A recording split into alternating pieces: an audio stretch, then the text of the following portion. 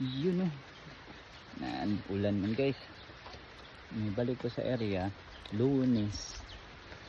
And kay nag-abuno ko kay nindot ka yung ulan kagahapon. Nakaroon tiniulan man pod. Mas maayo untang after na sa ulan ang abuno, pero naamang kudli karon. So mapugos yung abuno. So kuana na po si gatuka. Nara.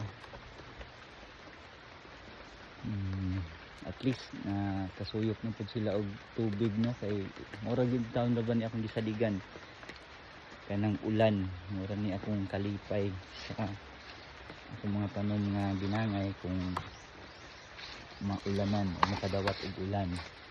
So kani guys, balanghoy na ana ni sila. So bulto ni ba ana ni mga unod. Isa na tumba oh. Tumba. So bago lang ako yung pang ugsok ron kay para matanom. So malitan sa mga anong kay balion ako ni dito na. Ba ni pakaon sa kanding. Karon kay humok man ang yuta. So atong itanom dito. So sang tungaon. Kinabuhi sa farmer. So may hapon amping, bye bye.